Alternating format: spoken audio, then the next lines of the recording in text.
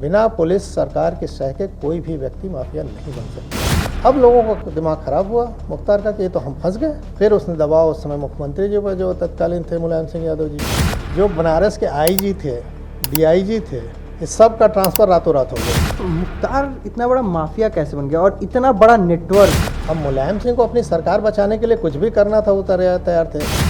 तो मैंने ये कहा कि मैं पब्लिक सर्वेंट हूँ, मैं किसी गवर्नमेंट का सर्वेंट नहीं हूँ, ना मैं किसी पार्टी का एजेंट हूँ। क्या कोई विदेशी ताकत भी सपोर्ट करती रही मुख्तार को? अब तार जुड़ गए पाकिस्तान आईएसआई से। जेल इनके लिए एक आरामगाह की जगह है, सुरक्षित जगह है, और सरकार अगर अपने मनमाफिक है तो जो चाहे वो कर ले। जब ये पूरा सिनेरियो चल रहा था तो आपने अपने आला अधिकारी को तो बताया ही होगा कि ऐसा ऐसा सीन चल रहा है। बिल्कुल, मतलब तब तक सब कोई लूप में है। आला अधिकारी को बताया मैंने, एसटीएफ के जो एसएसपी थे, आईजी, डीआईजी, सभी को बताया। मतलब यहाँ तक सभी अधिकारी लूप में इवन है। डीजीपी को हो गया, डीजीपी से ऊपर फिर शासन में गया, मुख्यमंत्री जी को बता दिया गया। तो सब लोग मुझे बधाई देने लगे। अच्छा, वहाँ तक कि बहुत बढ़िया काम हुआ, बहुत बड़े यूपी में अब तक एलएमजी की रिकवरी ने पहले हुई थी ना, अब हुई है। तो गुड वर्क में लोग हमको बधाई देने लगे, पूरी टीम को आउट ऑफ प्रमोशन मिलेगा, ये वो जो होता है। तब तक किसी को पता नहीं था कि पोटा लगा है। अच्छा, मुख्तार इस बात से खुश था कि गन रिकवरी मेरे पास से नहीं हुई है, तो वो सोच रहा था सिंपल आर्म्स एक्ट का है। आर्म्स एक्ट में क्या होता है, जिसके पास गन है वही दोषी होता है। तो अब कोटा में लगने के बाद जो बात कर रहा है वो भी दोषी हो जाता है। और चूंकि हम लोग शासन के परमिशन से फ़ोन सुन रहे थे तो एविडेंस एक्ट के तहत वो कवर होता था। अच्छा, कंसीडर किया जाएगा। हाँ, अब वो पोटा के पार्ट हो गए, तो पोटा में तो बात करने वाला भी दोषी हो गया।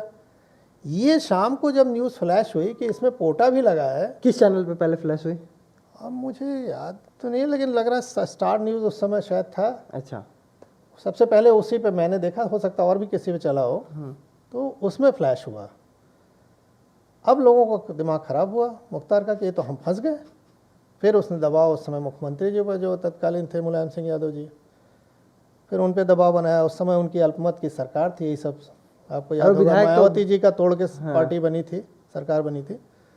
तो इन लोग को, इनके तो ब्लू वाइट बॉय थे वो एक तरह से मुख्तार मुलायम सिंह के, तो इन लोगों ने दबाव बनाना शुरू किया एसएसपी, एसटीएफ और बनारस के एसएसपी के माध्यम से कि इसको वापस किया जाए। तो मैंने कहा भाई, पुलिस फोर्स में आप लोग अधिकारी हैं, आप लोग रहते हैं, कोई एफआईआर दर्ज होने के बाद, और वो भी नेशनल लेवल पर टीवी पे चल रहा है, और आप उसको कह रहे हो बदल दो, ये कैसे संभव है, कौन जेल जाएगा? तो इन लोग घबराए, फिर कहे कि हाँ बात तो सही है। फिर अपना जिससे बात किए हों ऊपर, फिर कहे कि अच्छा इसका इन्वेस्टिगेशन तो कोई और करेगा, तुम नाम नहीं लेना मुख्तार का। मतलब बाइट ट्वीट में, बयानों में। हाँ, आगे जो बयान देना, जो इन्वेस्टिगेशन करेगा वो आपसे बयान लेगा, उसमें नाम नहीं लेना।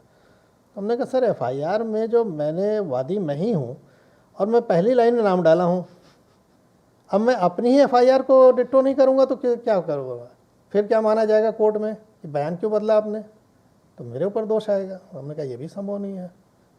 अब इन लोग फंस चुके थे कि किसी कीमत पे वापस नहीं सुने होगा ये केस, और ये सुनने वाला नहीं, दबाव में नहीं आ रहा है। बहुत उसमें लगा, फिर बनारस की यूनिट बंद कर दी गई, सब लोग को वापस बुला लिया गया। मतलब जब एफआईआर आपने नोट किया उसी दिन बंद कर दी गई या एक दो दिन में? नेक्स्ट डे ही। अच्छा, एक दिन के अंदर ही? एक दिन के अंदर सब, मतलब आप गंभीरता समझिए कि हम लोग के तो यूनिट बंद करके क्लोज कर लिए। जो बनारस के आईजी थे, डीआईजी थे, इस सब का ट्रांसफ़र रातों रात हो गया। मतलब आईजी, डीआईजी यूनिट बंद। एसएसपी उस समय इसलिए बच गया कि उनकी पत्नी है अनीता सिंह जी, सचिव थी मुख्यमंत्री जी की, तत्कालीन मुलायम सिंह यादव जी की, तो उन्हीं के हस्बैंड वहाँ पर बनारस के एसएसपी थे, तो वो इस नाते बच गए। एक तरह से वही मीडिएटर बन के काम कर बात कर रहे थे कि शासन ये चाहता है, ये चाहता है। तो इन लोग का ट्रांसफ़र हुआ, फिर हमारे एसएसपी, एसटीएफ का ट्रांसफ़र हुआ, सब ट्रांसफ़र हो गए, हम लोगों को वापस बुला लिया गया। आपको कहाँ ट्रांसफ़र किया गया? नहीं, मुझे तो ट्रांसफ़र भी नहीं कर पाए क्योंकि मामला गर्म था, तो वहाँ से क्लोज करके लखनऊ बुला लिया गया। अच्छा, अटैच कर दिया गया? हाँ, अटैच, और कोई काम हो मेरे पास नहीं था, मैं यहाँ अटैच। हमने कहा कोई बात नहीं, हम लोग तो सर्विस कर रहे हैं जहाँ भी आप जाओ। अब यहाँ भी समझाने के नाम पे वेल विशर्स लोग, ये वो क्यों पंगा ले रहे हो, बहुत बड़ा माफिया है, जानते नहीं हिस्ट्री, पुलिस पे गोली चला चुका है, दुनिया भर के कौन एडिशनल एसपी पे गोली चला चुका है, और इसकी पहुंच आप नहीं समझते हो। तो हमने कहा कोई बात नहीं है, हम तो पुलिस में आए हैं ये सब सोच के, इससे कोई फ़र्क नहीं पड़ता, हम अपना काम कर रहे हैं। अच्छा, मुख्तार इतना बड़ा माफिया कैसे बन गया और इतना बड़ा नेटवर्क कि एक आईजी का ट्रांसफ़र हो जा रहा है, डीआईजी का ट्रांसफ़र हो जा रहा है, यूनिट क्लोज हो जा रही है, मुख्यमंत्री कार्यालय से फ़ोन जा रहा है, एक एसएसपी लाइजनिंग कर रहा है, देखिए होता क्या है, मैंने बताया ना उनकी अल्पमत की सरकार थी हम्म, और ये सब उसको संभाल रहे थे, मैनेज कर रहे थे विधायक, माफिया थे, पैसा थे, जैसे भी धनबल बाहुबल से मैनेज कर रहे थे। अब मुलायम सिंह को अपनी सरकार बचाने के लिए कुछ भी करना था, वो तैयार थे। तो उन्होंने तो विधानसभा में बयान दिया था कि मेरे लिए डिप्टी एसपी तो एक बहुत छोटा कर्मचारी है, मैं मुख्यमंत्री हूँ, मैं चलाऊँगा जैसे चाहूँगा, वो बताएगा कैसे मुझे करना है। तो सोच इन लोग की वो थी उस समय कि हम जो कह दें रॉन्ग राइट उसको फॉलो करना है। और मैं एक लाइन लेके चलता था कि भाई मैं एज ए लोक सेवक भर्ती हुआ हूँ, मैं आपका पार्टी का एजेंट नहीं हूँ या किसी गवर्नमेंट का वो नौकर नहीं हूँ। हम बोले जाते हैं ना कि हम गवर्नमेंट सर्वेंट हैं, ये शब्द नहीं उचित है, हम पब्लिक सर्वेंट हैं, हम गवर्नमेंट के भी सर्वेंट नहीं हैं। गवर्नमेंट गलत कहेगी तो जरूरी नहीं है मैं उसको फॉलो करूँ। तो मैंने ये कहा कि मैं पब्लिक सर्वेंट हूँ, मैं किसी गवर्नमेंट का सर्वेंट नहीं हूँ, ना मैं किसी पार्टी का एजेंट हूँ। तो मैं क्या रॉन्ग राइट है वो डिसाइड कर लूँगा, और मुझे डिसाइड क्या करना हो तो सब कानून में लिखा हुआ है। ये मुख्तार इतना बड़ा माफिया कैसे बन गया? क्या कोई विदेशी ताकत भी सपोर्ट करती रही माफिया मुख्तार को? बिल्कुल आप सही कह रहे हैं। देखिए ये बात है, एक डीपी ओझा डीजी थे बिहार के, तो उन्होंने एक रिपोर्ट भेजी थी सेंट्रल गवर्नमेंट को कि नेपाल के थ्रू, आईएसआई के थ्रू हथियार आ रहे हैं बिहार में। और नेपाल में मिर्जा बेग उस समय हुआ करते थे सांसद एक, तो आईएसआई से उनका लिंक था, वहाँ से हथियार फेक करेंसीज आती थी, फिर वहाँ से शहाबुद्दीन के पास आती थी, उस रिपोर्ट में स्पष्ट लिखा था, और शहाबुद्दीन से मुख्तार खरीदता था।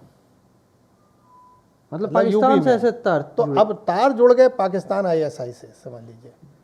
तो एक तो धनबल बाहुबल से हो ही गए इन लोग।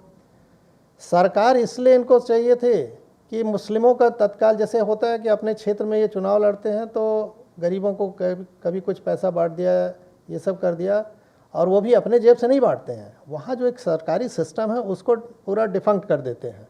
जैसे आप आम आदमी हैं उस क्षेत्र के, तो अस्पताल में जाइए तो आपको दवाई नहीं मिलेगी, यानी कोई भी सरकारी ऑफिस जाएंगे तो आपको लाभ नहीं मिलेगा जो मिलना चाहिए आपको, लेकिन वही मुख्तार के थ्रू जाएंगे तब उसका लाभ मिलेगा। तो लोगों को ये एहसान दिलाया जाता था कि हम तुमको सब ये योजनाओं का लाभ दिला रहे हैं, जबकि पब्लिक को खुद मिलना चाहिए। तो एक पैरेलल गवर्नमेंट ये चलाने लगते हैं अपने क्षेत्र में। ऐसा ही पैरेलल गवर्नमेंट वो जेल में भी चलाते थे भाई। सरकार ने उन्हें पकड़ के किसी अपराध में जेल में डाला है, वहां से उनकी सल्तनत चलती थी। आप देखिए, अभी ताज़ा उदाहरण लीजिए, एक लॉरेंस बिश्नोई का नाम आता है, वो जेल से बैठ के सब काम कर रहा है, नेशनल और इंटरनेशनल लेवल पे बात जैसे आ रही है। तो इनके लिए जेल बड़ा मुफीद जगह है कि हम जहाँ पे हमको विरोधी नहीं मार सकता, हम सुरक्षित हैं। हमारे समय में ही इन्हीं लोग जेल से पैसा लेते थे फिरौती का, मैंने देखा, ऐसे भी उदाहरण है। तो जेल इनके लिए एक आरामगाह की जगह है, सुरक्षित जगह है, और सरकार अगर अपने मन माफिक है तो जो चाहे वो कर ले। मुख्तार क्यों जाके रोपड़ जेल पड़े हुए थे? इसलिए तो पड़े थे कि यहाँ उनको सूट नहीं कर रहा था, सरकार बदल चुकी थी। पंजाब सरकार के पैसे पास कर रहे थे। पंजाब में वहाँ जो सरकार थी कांग्रेस की, कांग्रेस से इन लोग का आप समझ ही रहे हैं कि वो उनको भी मुस्लिम वोट चाहिए, तो उस नाते इनको भी प्रोटेक्ट करते थे। तो ले दे के इन लोगों को जो सूट कर दे सरकार, और सरकार के शह पे फिर बड़े माफिया बनते हैं। पुलिस जो इनको रोक सकती थी तो पुलिस के हाथ बांध दिए जाते हैं। बिना पुलिस सरकार के शह के कोई भी व्यक्ति माफिया नहीं बन सकता है।